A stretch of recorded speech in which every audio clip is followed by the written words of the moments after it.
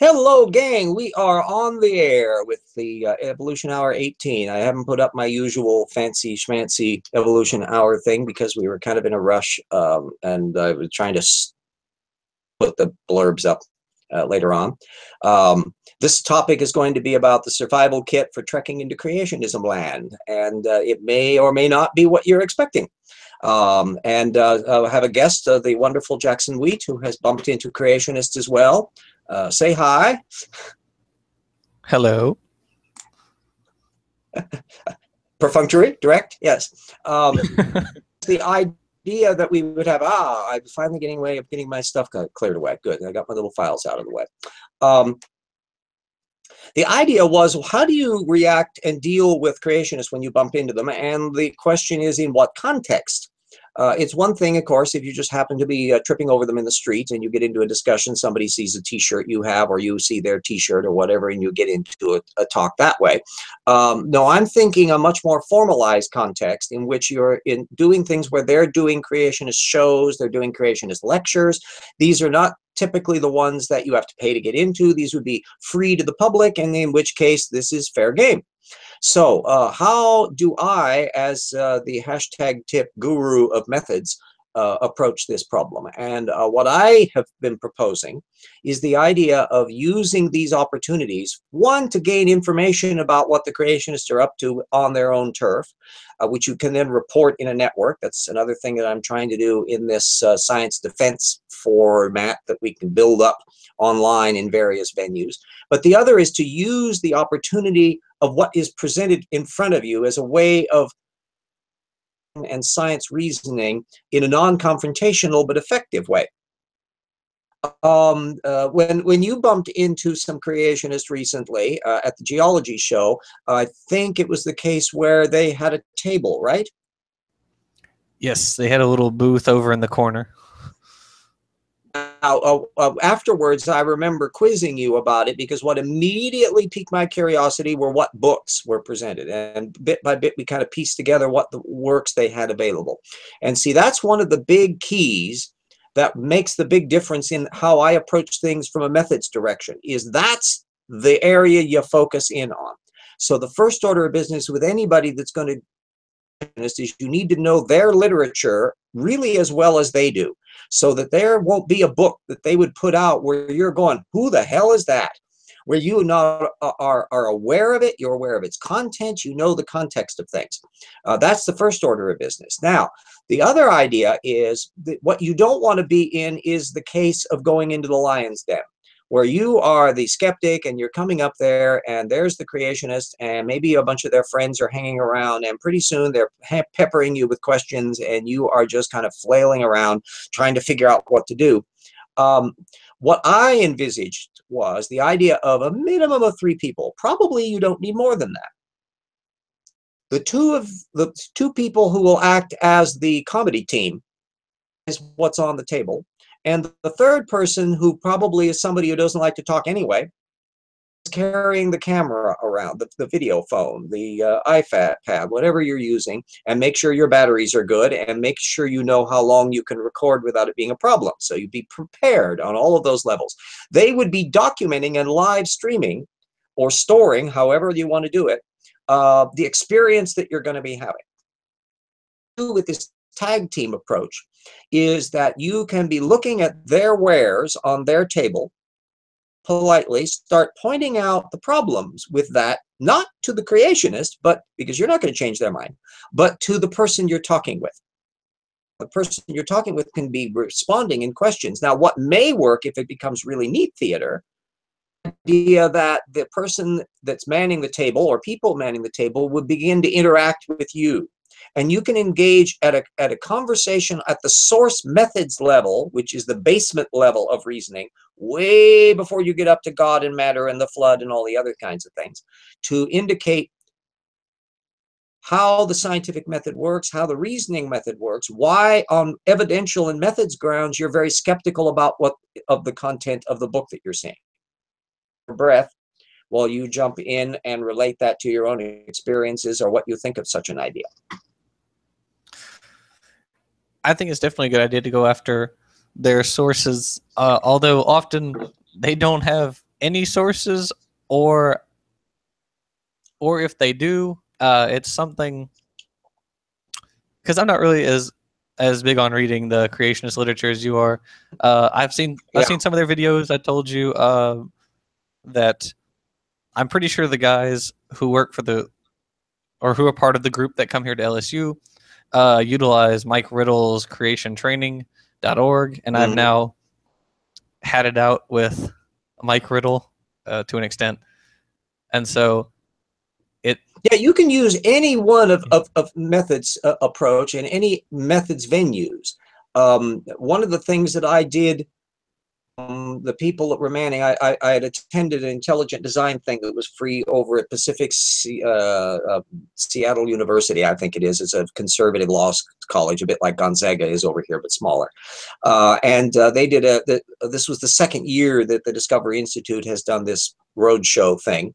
And they had a whole bunch of books laid out on the tables that you could buy, and was familiar with most of them. But I was just me.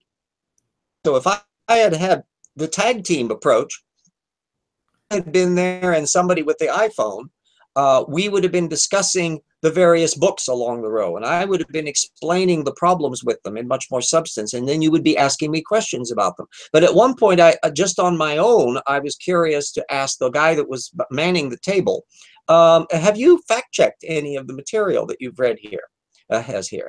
And he said no. I mean, he hadn't really read much of it. He's just there to man the table.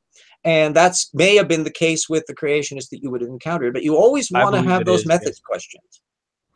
Always want to get those methods questioned because those are legitimate questions. Everybody can do that. And if anybody wants to quiz me, well, have you read that? Yes or no, although I'm smarmy enough that I would be more likely able to say yes because I've read a hell of a lot of creationist stuff. And it's something that comes with an experience, but makes it a little easier for our side is that creationists are monotonously not adventurous.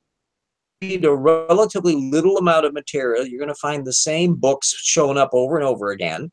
The very fact that they had one of the old young earth creationist books that were on the table that we were able to identify is immediately pegging their frame in the same way that the intelligent design books that were on the table at the university in Seattle were pegging the frame.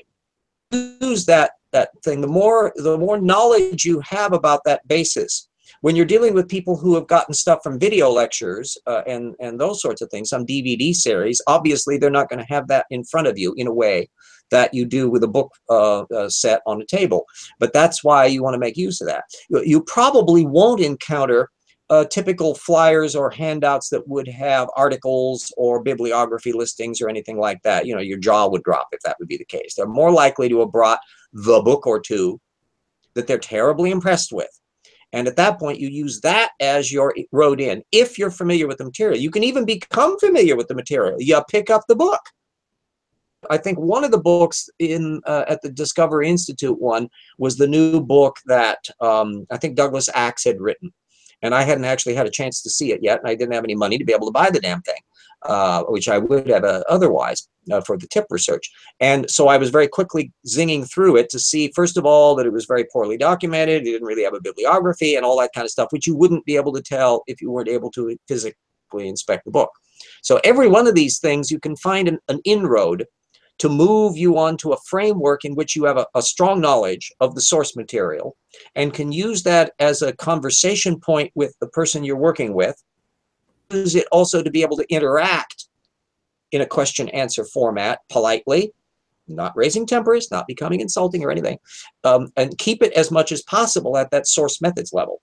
Not for the purpose of persuading them that they're wrong, but to document and illustrate this for the people who are going to be watching your live feed or finished feed once it becomes posted, however you want to work it, so that this then becomes both a documentary on the content of their presentation and also on the failures of that presentation when approached from a scholarly methods point of view. And this is something anybody can do if they've got the camera and they got a couple people. College environments are a shoe-in for this because you've got social networks, and if you don't have one of those stupid little phones, I mean, you're living in a world which is different than the one I grew up in, where you didn't have those. Oh, I'll look over here at some of the comments over here. Although the claim might have been best way, just shows intelligent design book does not require intelligent authorship. Fino points out. Remember that the intelligent design literature feigns a level of scholarship. And they are just chock-a-block, especially if you get up to the Michael Denton level. They're trying to be sciencey. They're failing miserably at it. But what you do is you don't jump off the bat by disparaging the work in terms of, oh, these are Christians doing something. No, you're saying, I've read this book and I have source checked it. Direct inspection, here's the problems that they have with it. Because that's something that is all totally objective. Moving down the line to where Robert Richardson says, I'm in 2 separate ongoing fights with creationists right now online. Both of them are stuck on the question of abiogenesis and recreate the first cell in a lab. Oh boy, Jackson, I can see you wincing even without your camera on. That's the origins or bust thing. Yeah, it's what's even worse is they pretend that this is a good argument, but they themselves don't know any, and I mean any, of the terminology involved. About it. I'm going to do a plug here because I did a whole thing on that just only a couple weeks ago. Abiogenesis, new clues on the origin of life thing. Up to it. I intended that as kind of a primer for how you approach this problem. First off, you have to remember why they're bringing it up. It's because it's their strong suit. Let's be honest about it. We don't know how life originated. We can't point to technical literature where scientist X has taken raw material soup, stirred and added a little sprinkle full of phosphorus, and bingo, out pops a replicating organism. No, we don't have that. So it's their ace in the hole if they're trying to dislodge evolution. And as I pointed out in the history of evolution, I think tip 1.4 at the website, and I'll put that up again so everybody can get, and then no, you won't look, and it won't do any good because you're not looking at my work, but what can I do? Hey, RJ, there's a guy named Pseudo who's asking for Pseudo. It looks like a rooster. Should I give him a link? Oh yeah, bring him in. Yes, okay. I've seen him before. Yes, that's yeah. Bring him on in. He's been in our shows before, and I think he's also, I can't remember whether he was an ex-creationist or not, so he could give a point. But anyway, tip 1.4 on the history of evolution theory, and I think there's some references in there to where I point out. Oh, and tip 1.6. Or 1.7 where they go into the abiogenesis issue. Oh, no, James, I was never a creationist, so I can't be an X1. Oh, okay. Well, then I will not insult you by suggesting such a thing. We're in a minority. Yeah. The vast majority of people I run into in my atheist circles and the like are X. That's because they've all like deconverted from atheist, to it, and therefore they become X performers of that. So, Pseudo, have you bumped into creationists at conventions or lectures that they've done where you're exploring how they do their shtick?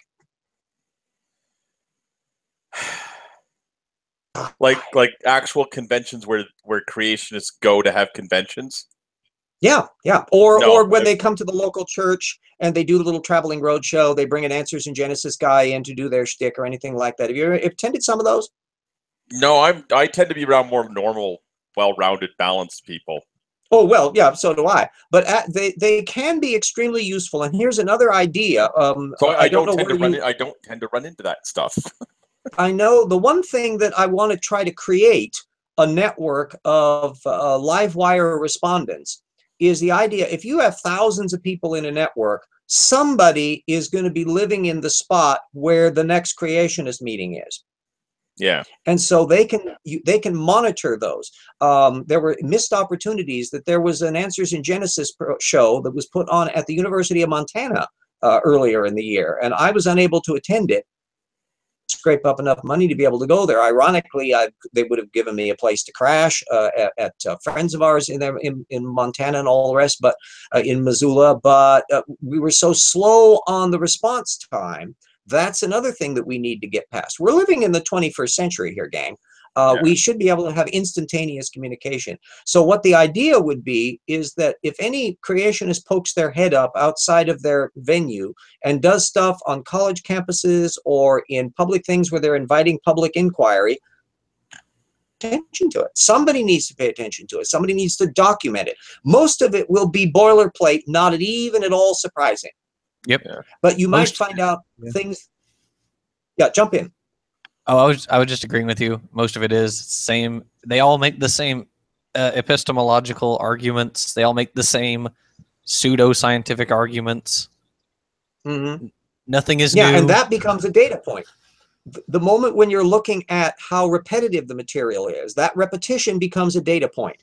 And it's fun to see as well what talking points they bring up, who they are discussing, what kind of pushback. I would have liked to have seen whether anybody from the science departments at the University of Montana was doing any pushback, whether any students were attending. These are all things you can't tell from afar. You'd actually have to be on the scene to be able to see.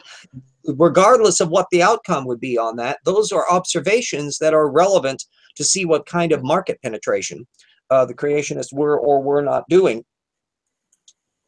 And I think we've reached the stage where we can't afford not to pay attention to this stuff, because we've got an administration that puts them into public office, and they're running administration departments, becoming secretaries of this and that. So we really kind of pay attention what's going on at the grassroots, and ideally we would then connect up locally with reporters or various other people who know what the right questions to ask from a methods direction for people who are running for public office, so that you can kind of vet them better.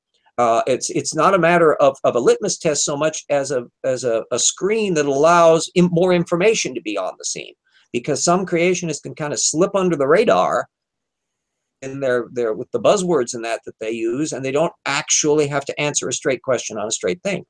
The source method thing, you have to get over the weirdness of seeing the same shit over and over and over again at creationist meetings or creationist books. That you just get used to that, because there's very little originality.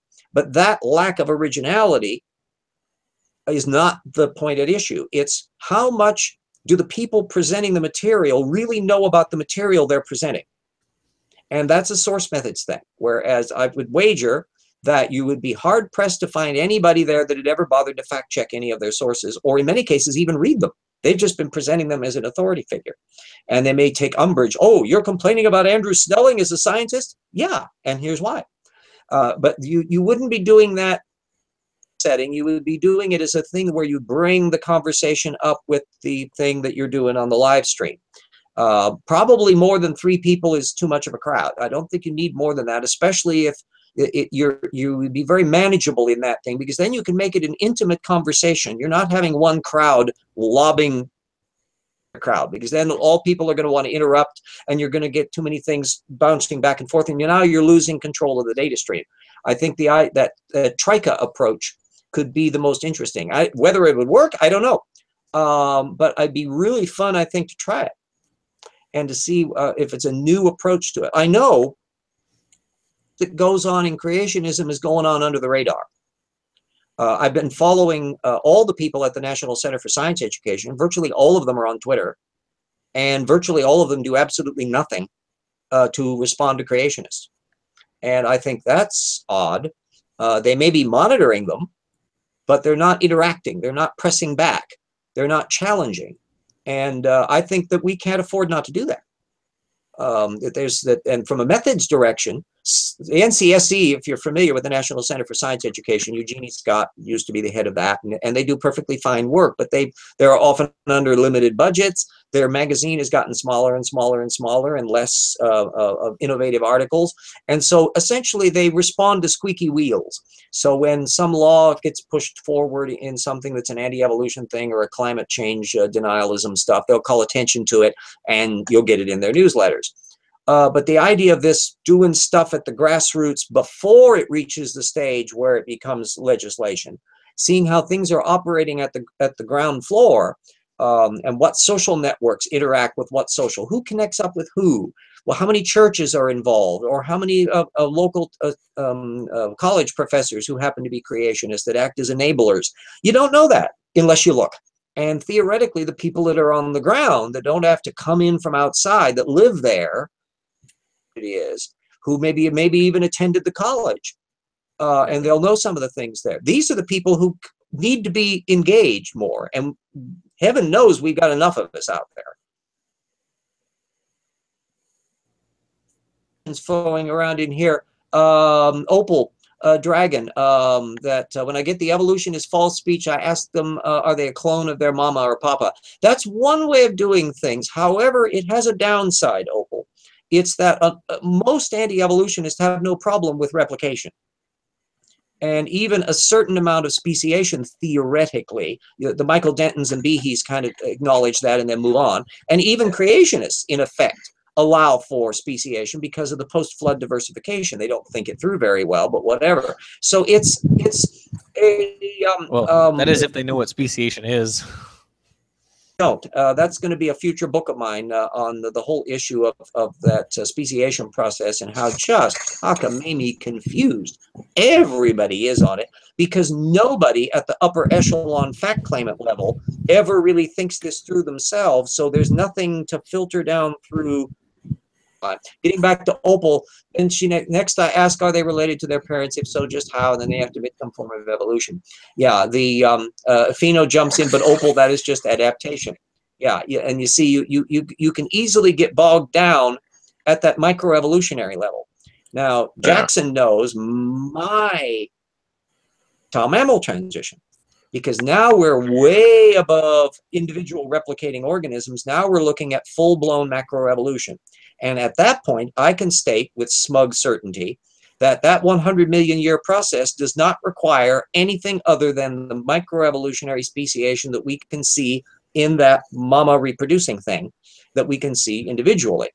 And that pulls them to a data stream that we know they haven't really explored very much, and it's way far removed from abiogenesis issues to get weirdly connected back to the point that Robert had about his debates with them. You'll never creationists off of origins or bust. They're addicted to it. They just can't get past it because they think it's their, yeah, jump in. Oh, I was going to say, with the last guy I talked to, Savannah and I talked to, when good old Charlie's group came back to LSU, after I tried explaining some biochemistry, some very basic biochemistry to this guy, I said, I had to tell him, you know what you're trying to do, this argument you're using is, and I had to use your phrase because it's a good phrase, origins are bust, because you try to skip. I told him you have to skip this whole middle area and jump to the beginning rather than dealing with any of this following data. They don't deal with biogeography or genetics or observed speciation, and so they don't want to deal with it because they don't know about it. And it's the way they do it, because they think that if this was an attitude that went back all the way into the 19th century. French anti-evolutionists were origins or busters right from the get-go. And oddly enough, German evolutionists, the Haeckel brand, were origins or busters. They just were batting their heads against the wall as to how life originated. How did the little protoplasm develop in the warm pond? And they felt they had to solve that problem in order to do stuff. And Darwin and Wallace said, forget it. No, totally don't bother about it. You don't need to know how that worked. We can look at what happened now and work our way backward from what happened now to the stuff before, and you work yourself back far enough and you got stuff that's changed enormously. There's evolution. You got your proof of evolution. So I don't need to know originated, how the first replicators developed billions of years ago. To look at the reptile-mammal transition. You've already got amniotic reptile-ish things. You've got the homeobox genes. You've got the bone morphological protein in sonic hedgehog. All of those would be in existence. They'd be doing all of their shtick. We can look at how those vary microevolutionarily, and that's what produces that stuff that we see in the reptile-mammal transition and the migrating jaws and the adaptive elements and all that. Microevolution for 100 million years. Totally irrelevant. You could say the original life could be 100% miracle. Jesus Christ came down and made archaebacteria personally, and it still wouldn't make the reptile-mammal transition go away. And so trying to use that as a way of weaning them off of it. And then you have to have your defense line, because you need to know. Was one of the reasons why I did that evolution hour, was to kind of getting some of the cutting edge work as to what people are doing in the biogenesis issue, abiogenesis issue. And it's really fascinating stuff. It's very possible that within my lifetime, even though I'm an old fart, certainly within your lifetime, Jackson, because you're much younger, that a lot of the things that are intractable will actually be resolved by experiment. We crack it, in which case creationists are going to have to try to figure out how they're going to deal with it and how they're going to rationalize. I already know how they deal with it. I'm sure you already know too. They're goalpost moving. When yeah, of course. When abiogenesis is accomplished in some form or another, or by a set of processes in the lab, they're going to say, "Aha! Don't you see? It is intelligently designed." Mm-hmm. Or another way they'll put it, the more traditional creationists would say, oh, look at how careful and clever the designer was to create a biological system that could self-replicate and originate completely on its own. See how clever God is. Yeah, so there's a lot of ways that they could present it. Then now some of the other ones, though, your doctrinal young earth creationists don't allow that kind of stuff. There's just a bit too much to fiddle with on it. But your Rosses, they'll rationalize that because they can rationalize anything.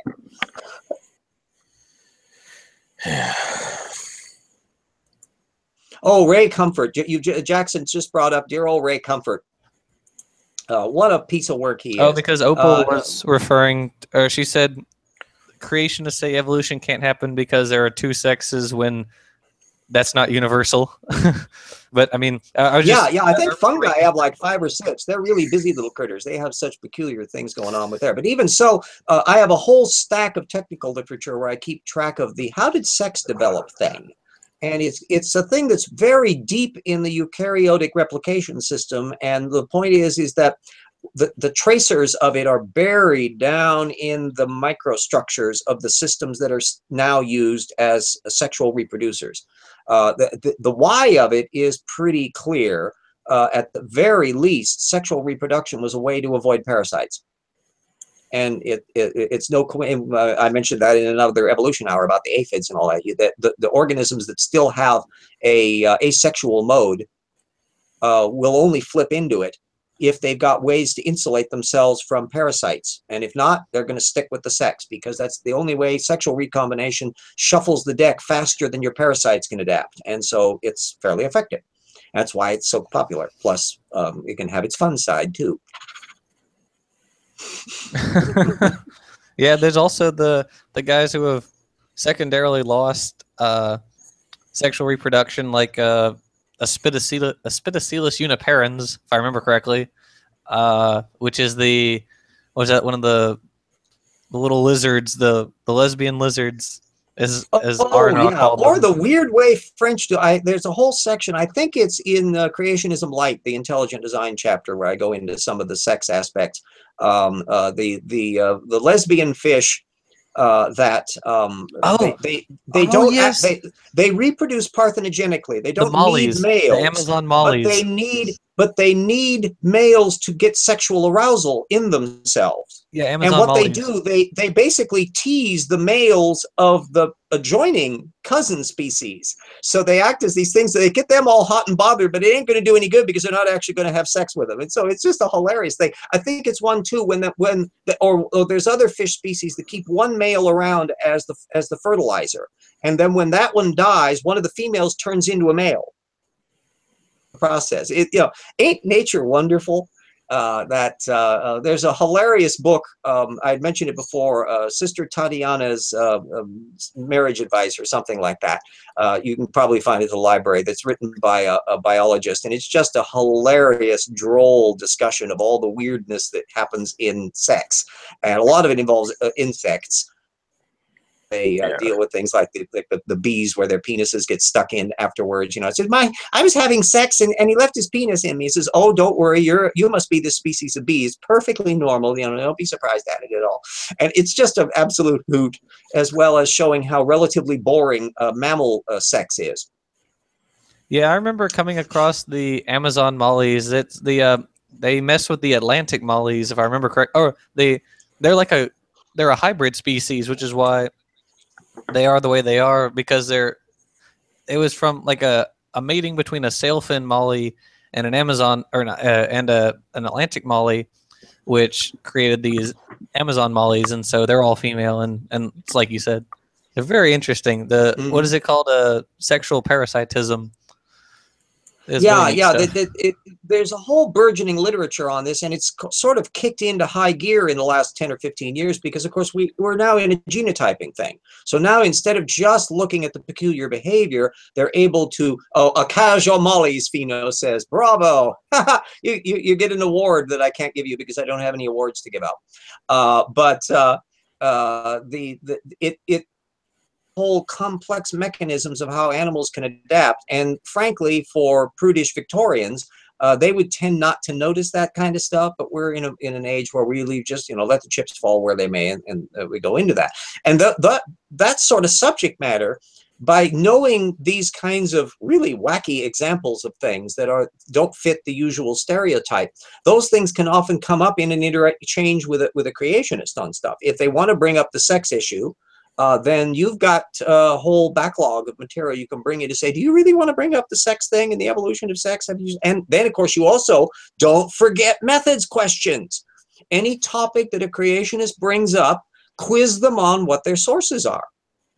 Because $9 to a hole in a donut, they're not going to know sources. They're only going to know the trope. If they don't have any sources to offer you and can't talk at a technical level, they say, well, why should we be taking you seriously? And, oh, by the way, I can talk at the technical level. And if you have your gang going, you can then jump in and riff off of that. So this is the sort of thing that would be ideal for people who are good with improvisational comedy, that add some theatrical experience, that they know how to, you're going on to a stage where you don't know what the props are to begin with. You're not bringing any props with you, but you're going to play off the props that are presented to you on the table of the creationists. And when you come into that kind of a mindset, I think it's a fabulous opportunity to play off of this stuff, that it can be very, very useful and entertaining and amusing if it's done properly, as well as being technically educational.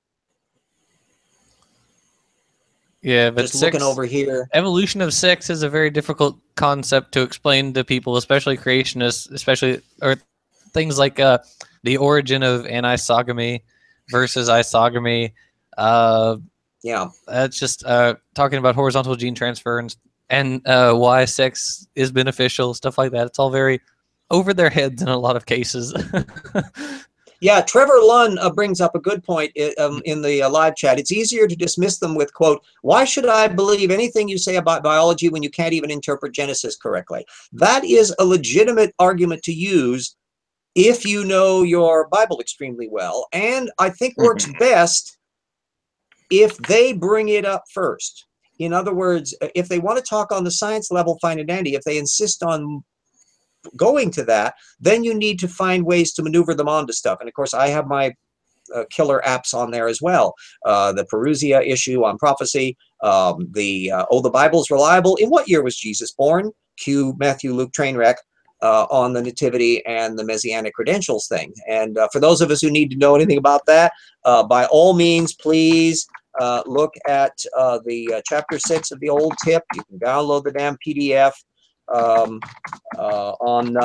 the Bible tells me so. I go into all these Bible contradictions and peculiar features that give you kind of higher level ammunition. I'm surprised at the number of people that don't know the Matthew Luke train wreck. I mean, this is just astonishing. I'd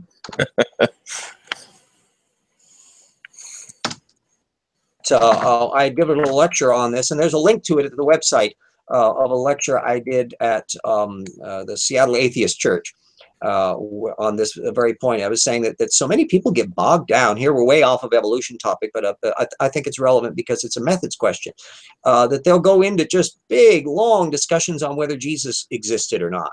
And I'm going, whoa, that's a minefield that you really don't want to go into unless you feel like having a fist fight between Richard Carrier and Bart Ehrman, because you're just in a scholarly mess. Whereas it's much easier to ask in what year Jesus was born. Simple question, because if they, whatever date they give, they're going to be in trouble. If they give the traditional 0, and I've seen creationists do that, Joe Cisnitsky does that, then you flush both Matthew and Luke down the drain. There is no Reign of King year Herod. zero. Well, yeah, that's another problem. Well, it actually, you know, it's implied because whoever came up with the original calendar system, and I can't remember the name of the jerk that did that in the early Roman Empire, It's a Gregorian but monk, wasn't it? well, no, that's way down the line. No, The it took him up Gregorian, with the BC yeah. AD thing. Oh, okay. There was okay. one BC and then one AD. They didn't put a zero in, and it's produced a passion ever since, because that led to the debate about whether centuries start in 2001 or 2000 or not. And a wonderful idiot savant who loves calendars once told Stephen Jay Gould the perfect answer to this. It says all centuries have 100 years except for the first one that only has 99. Solve the problem beautifully from the mouths of savants. But the thing is what you've got, and if you read in chapter 6, I go into all this stuff about and how the Bible apologists skirt around this thing. The short form is Gospel of Matthew has Jesus born at the reign of King Herod, and he died around 4 BC. And the Gospel of Luke has him born during the Quirinius census, which is around 6 AD. In other words, 10 years apart. A train wreck. And the Bible apologists just skirt around this thing like nobody's business, and they can't move Herod. So what the conservatives try to come up with a second census that was occurring earlier and a second governorship of Quirinius, even though we know who the governors are. It's just tendentious and absurd mess. And but I go, really, that's is 10 years much to argue over? Oh, it is when you're trying to date when the crucifixion took place. Because then when they try to figure out, you know, when the earth, there's some who tried to argue that they found evidence for the earthquake that occurs at the time of the crucifixion, and it's not really that big, and it's maybe around 80-33-ish. But the problem is, if Jesus, frankly, the good argument could be made that Luke is probably close to the mark on the birth date of Jesus, that he probably was born around 6 AD when Israel was annexed. If so, that would put the crucifixion at AD 36, which is really late. No Bible apologist likes to pull it down that far. And but from the forensic details about what we can tell from Josephus when he's talking about the death of John the Baptist and all the rest, it actually is a good case. Robert Lane Fox, he's in my bibliography. You can hunt him up, his book. He had done a very nice analysis of it. And by the way, Lane Fox is his last name. He's one of these idiot Brits that have two names and they don't have a hyphen in between. Conway Morris is the same way. Anyway, he makes a very good circumstantial argument for that AD 36 thing. And Luke, that would mean that Luke is not a bad historian as religious apologists go. But it also means you just flush Matthew down the drain, and all the three wise men and all of the Star of Bethlehem and all that crap, whoop, gone. And so big chunks of the Christmas pageant just flushed down the drain, and all from just asking that question. And then you never have to debate whether or not Jesus existed as a real person. You can concede that theoretically. You can move on to the fact that you've got the problem on the dating, and then the second coming, the Perusia, which is the other end of it. Well, anyway, enough on all that kind of stuff. Back over to the whole creationism thing. So the upshot so far, ending that what you would normally look at as, oh dear, a table full of stupid creationist books, from a methods direction is the gold mine. Oh, they put out a table full of creationist books. Let's have at it. And this is a perfect, beautiful opportunity to be able to dive in. So many of the works, you don't need to know every single one of them, but they're probably seminal ones to know about. Clearly, the answers books that they do, there's a whole series of them, and most of them are available, or at least in component form, freebie online, either at Creation Ministries International or Answers in Genesis. And so you got the ability, you don't have to shell out any money. Ideally, the best thing you can do is stuff where you don't have to spend money, and as an impoverished writer, I know exactly how that feels. So you want to make the most out of that. Older books can be just as useful too. They're still in print, but they're now increasingly older. And Duane Gish's Evolution, the Fossils Still Say No, or some of his other books, anything by Duane Gish, oldies. But they're still used by a lot of creationists, especially if they're older creationists, because they will have been steeped on this stuff. And some of them may be bringing books from their own personal library that they may have got if they're enthusiasts. So to know a bit about why Gish is an idiot, helpful. You can read my analysis. You can read Slam Dunk, where I go into his thing on the reptile-mammal transition. And Jackson, you have read that. So you can give a response as to what your reaction was on that section. My reaction is constant shock from what I read in your book. Isn't it amazing? Isn't it stuff? Beach Price says we need to fund James to stock creationist presentations nationwide. Bring it on. I mean, if I had enough support, either in the GoFundMe or the Patreon things, to where I would be able to see out times, had I had the ability to just if I'd had enough to be able to have been able to get a motel right off the bat, not have to worry about anybody else's assistance on that. When those people were at the University of Montana, I was within driving distance. I could have hopped in the car at a moment's notice because I'm a retiree. I don't have a job to worry about. I can just boop and go. And so I could have been able to be there. And ideally, you would have wanted to have people. I would interact with the people that were there. We'd have to work on. I would have a cell phone. I don't have a phone to be able to work with. So I'd interconnect and network. And it's not just me doing that. Anywhere should be able to do that. And ideally, even ones that are in Europe or other places. Some places are going to be harder to do that now, like in Turkey. But there would theoretically be people that would be in a desire to do that, but it could be much more dangerous in those sorts of environments. While it's still not dangerous here, it does require the effort. And Stephen Bauman, I give as much as I can to RJ, which isn't shit, but still you've tried and you've done that. I'd like to see the crowdfunding. Hell, that's what crowdfunding means. That if you got thousands of people, each given $5 measly bucks, that'll do it. An aircraft carrier here, but I am trying to get enough so I can use ink and paper. Boy, that stuff I go through, and to buy new books that pop up. The new zombie science by Jonathan Wells. It's not terribly expensive, but I can't afford to buy it. I would have that in my thing. It's a lot of it's repetitive, but what I need is to be able to have the book to see the source referencing, because that's where they fall apart. As Jackson can see, Slam Dunk is a source methods book, full-blown applied. I'm saying, here's their argument, all of their argument. I cover the various ones that I bring up as a target. I discuss every point they raise, and I look explicitly at the source documentation they offer for it. And they fall apart at failure rate. It's a game they can't do. Yeah. So the more... Yeah, jump in. Oh, we're looking at the Creation Wiki page last night, at their Mammal Like Reptile page, and it was just a quote rebuttal to Talk Origins, but then they make some of the dumbest claims, which they don't cite at all. It's laughable how bad these things are. Absolutely nothing. He's just burping these things where he looks at these critters that have got the double jaw joint, and in the actual original text, it discusses the double jaw joint, and he says, "Oh, these are just of the mouse kind." Oh gosh, no. Even a baraminologist would have a conniption fit over that. This is just hilarious. By the way, I was pointing out the fact that my scholarship had gotten to the level I knew who wrote that piece at Creation Wiki, even though it's anonymous, because I had a hard copy printout of his first draft that he had done back in 2003 under his own name, Charles Krieger. So when I saw the reposting there at Creation Wiki that he's involved with, I go, it's not just a generic piece, that's Charles Krieger's piece. So I listed in my bibliography as Krieger 2008. And it's fun because now I got a vice. I can look at the earlier version and the later version and to see the changes that he makes and why he makes the changes that he does, how he drops certain issues and other things. In the old tip book, in the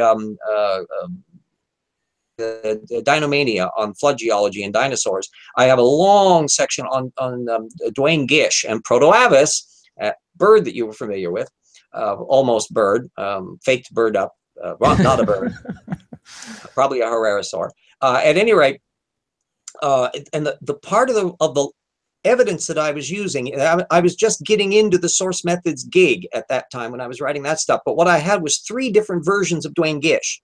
Stuff that he did in the 1980s, and then another version that he does in 1993 in Creation Science Answer Their Critics, and then a third version that he put in the Creation Science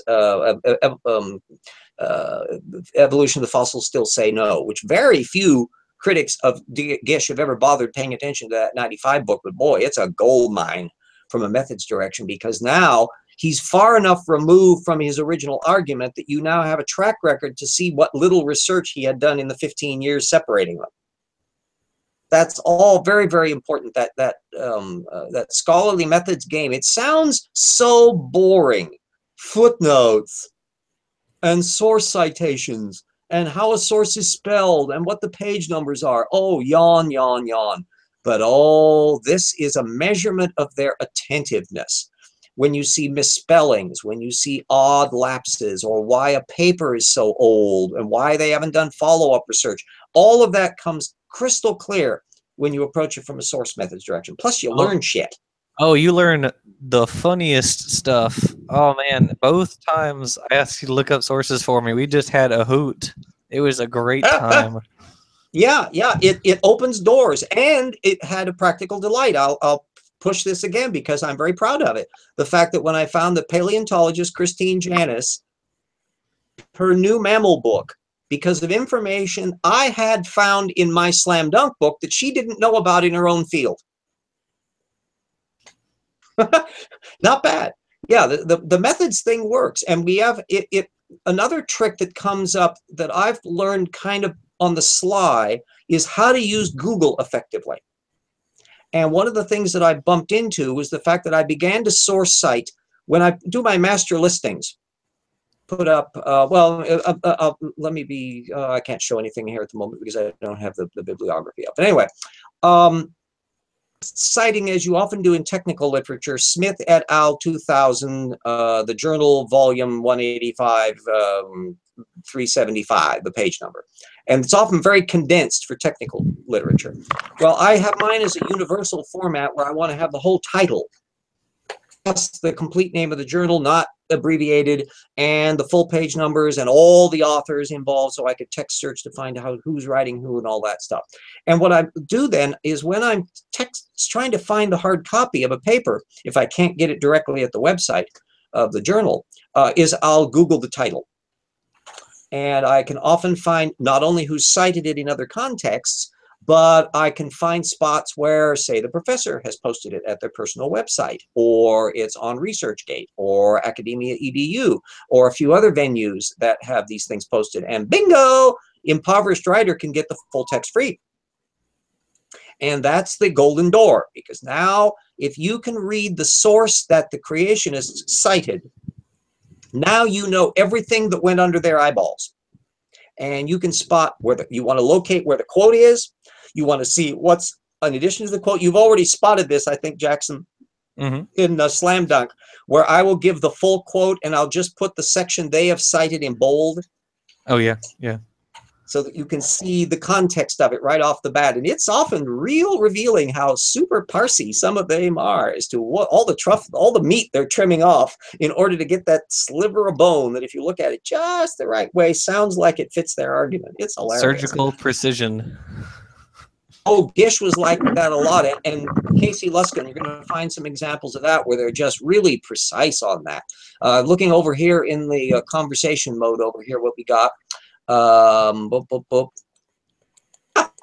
Robert Richardson said they're not fundamentalists, they're Methodists and surprisingly open-minded. As a denomination, Methodists tend to be, although there are branches of Methodism. There are some branches of Lutheranism that are like geocentric friendly. So you've got some synods. Just as in Baptists, most evangelical Baptists are not creationists. But the Southern Baptist branch that broke off because of the Civil War and slavery, they are way more conservative than their fellow Baptist things. And it can get into some really harebrained interactions at their various enclaves. And then, of course, you've got still the doctrinal issues going back and forth between Calvinists and all these other ones. And then, of course, the oddball, the Seventh-day Adventists and Jehovah's Witnesses and Mormons and all the rest.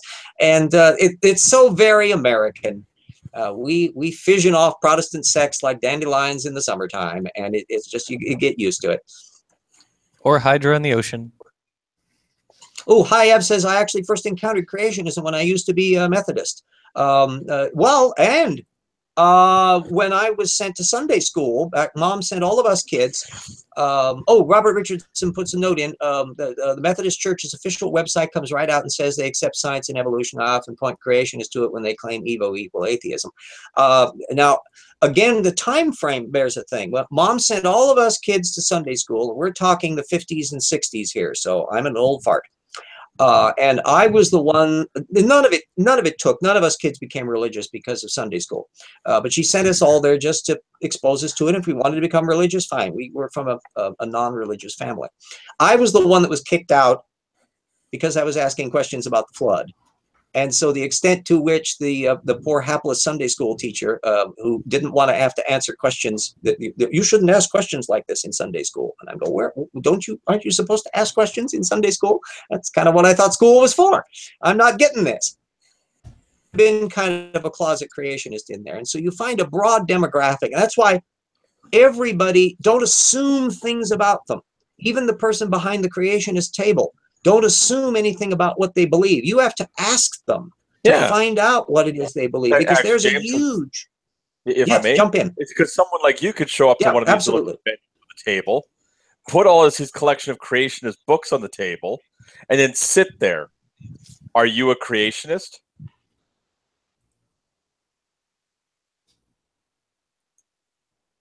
Right? Well, he would be asking me or who? I was asking James, you. That's what you're saying. Like, don't assume who the person is behind the table. Exactly. Yeah. You could be there saying, "Look at all the material. I've read it, and I've got all the citations and stuff, and I can show it's all wrong." Yeah, and in certain contexts, you might actually even find that. You can find there would be some intelligent designers, for example, who would be able to say a lot of the same things about those creationist texts from their perspective, but that doesn't mean they're not an anti-evolutionist.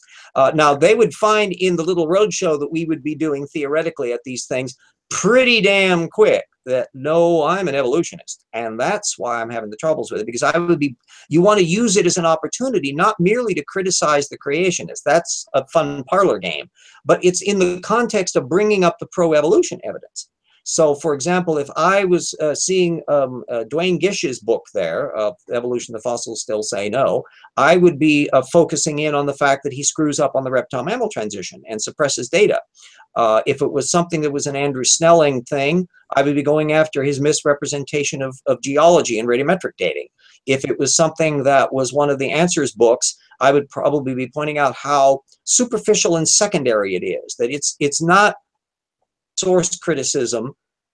They're actually just copying other creationists. They will rely on Duane Gish, for example, as their sole authority in ontology matters. If you look up those Answers books and actually look to see where they're getting their stuff from, they're copying other creationists. So that Answers books are actually secondary redactors. Duane Gish is a primary source fact claimant. They're in a different category methodologically. Different level of analysis is applied to them, because one's a copyist and the other one is one making up the stuff that people copy. Yeah.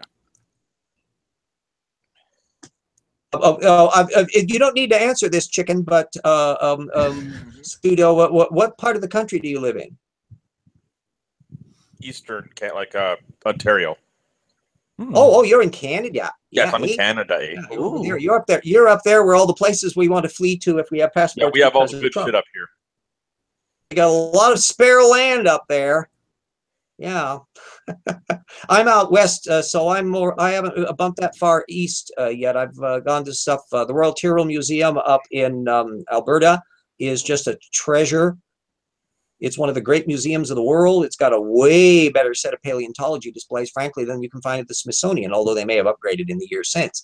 And it's just a wonderful thing. Plus, it's a working museum because they are actually digging. It's a bunch of largely Cretaceous sites there, so they're digging up new hadrosaurs and all that. That's when Canada was beachfront property up in that area.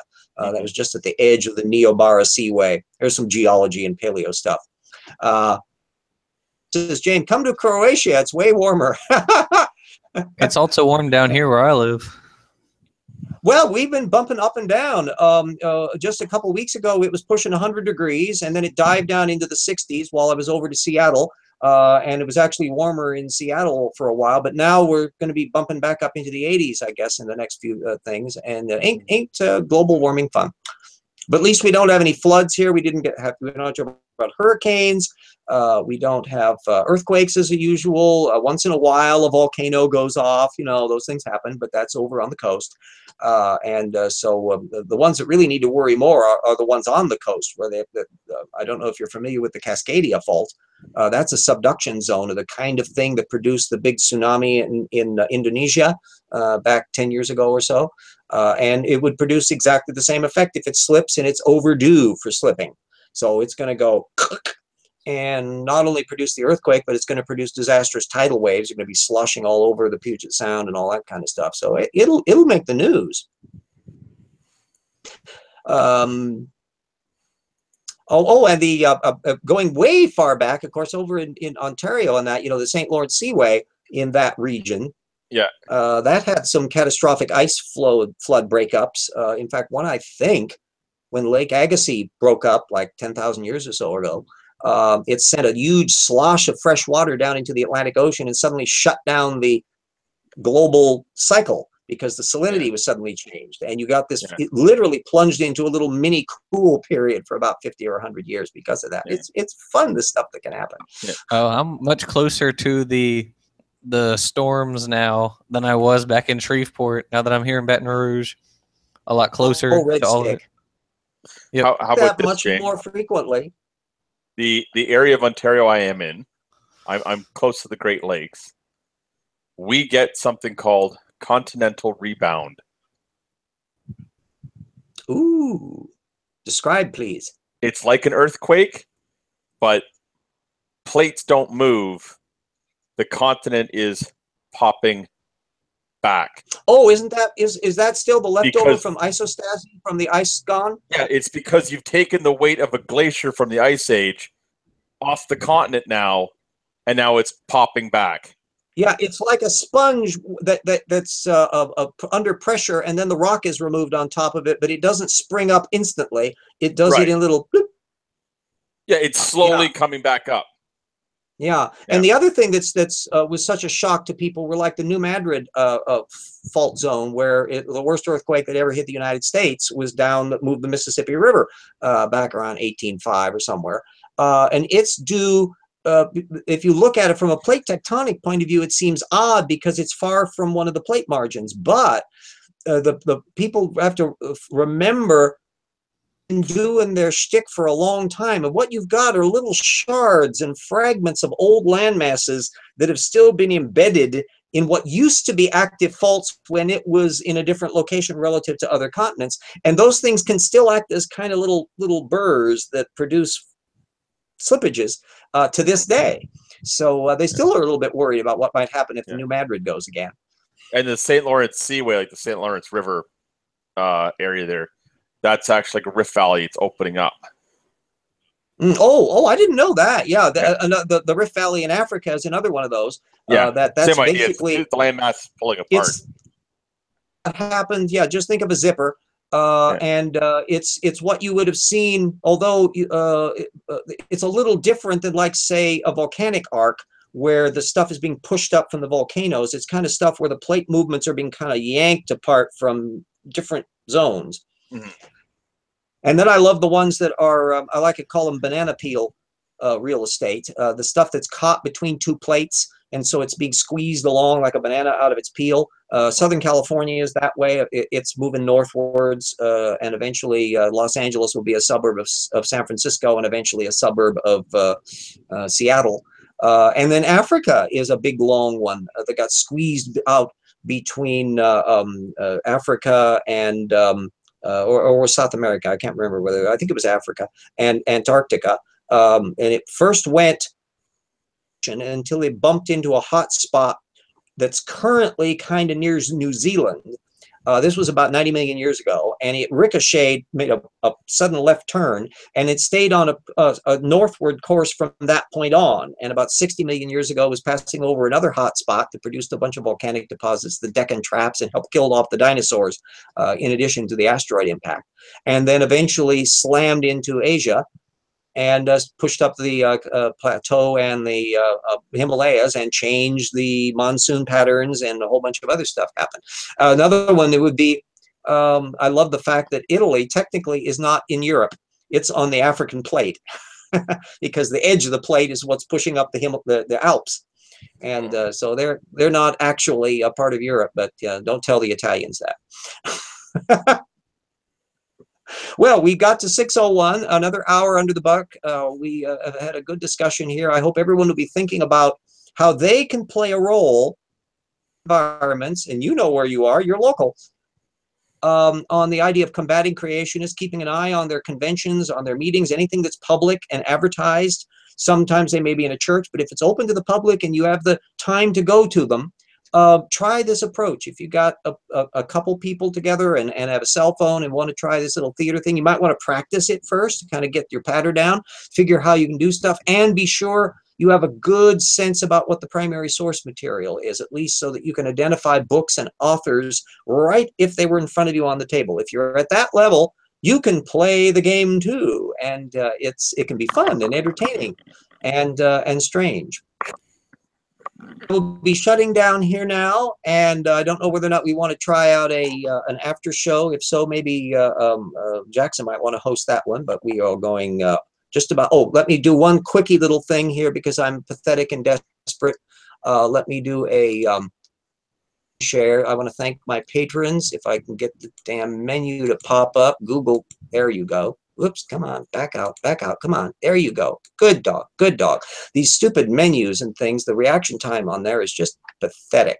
So now I'm into share, and now I can put that up there, and you can see RJ's tip patron, Steve, who was in the boom there. Thank you very much. And John and Direwolf and Eat Meal and Mona and Jen and Jody and the famous Staggles and Totes Luia and Paul. Thank you all. If you want to become a patron, you can do so at patreon.com. Take note of the website, and you can donate also super fast at the GoFundMe.com, the Seago. Pay attention to that one. And as an impoverished writer, you can also go to my website if you want to get linkages to both of my books. I've got the nonfiction Evolution Slam Dunk. Also, the Paralogs of Phileas Fogg, which is a rip-snorting steampunk mystery adventure. So there's the book plug for the moment. We're stopping screen sharing, and thank you very much for helping today's Evolution Hour on the kit bag you need to go after creationists. Ending now.